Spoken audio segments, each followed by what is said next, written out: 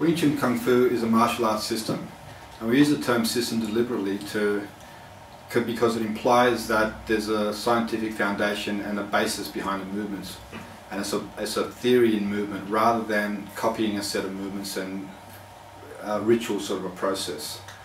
So the Wing Chun system, as you develop it, starts to teach your body how to move very, very powerfully and in any direction that you want to move. So when we actually apply this to a fighting context, we don't have to think too much about your body positioning or getting set, in the proper stance or anything of this sort of nature.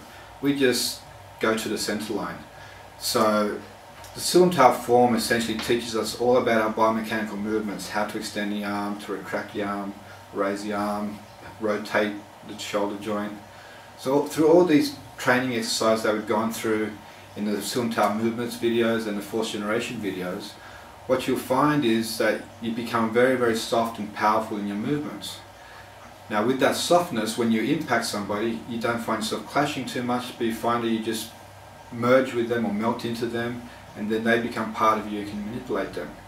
From a fighting strategy, when somebody attacks us, we don't need to, if the punch comes in, we don't need to think too much about moving our body or setting ourselves up or trying to get out of the way. As the punch comes through here, all we do is move our arm towards their center. So the idea is that we occupy the space. So if Dave wants to hit me here, he basically has to invade my space.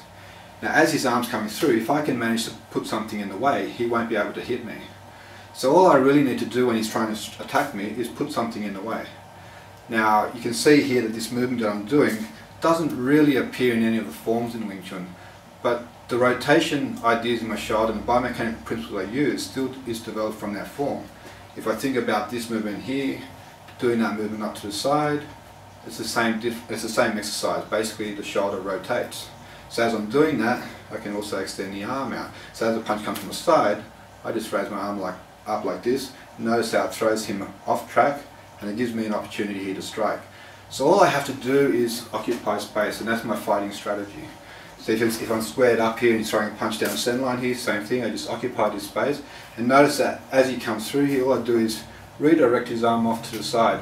I don't have to try to sort of stop his force or try and block it and use a lot of effort. Just from here, rotate my elbow, I've occupied the center line here, and I have an opportunity now to strike through. So in Wing Chun Kung Fu, when we're trying to fight, our aim is to strike the person on the first touch. The reason for this is we don't want to give them a second chance. And the more striking opportunities you give them, sooner or later one will come through. So if someone attacks you, bang, you put your arm straight out to the center line, occupy that space, hit them in the process, and hopefully it's enough for you to make your escape and get away.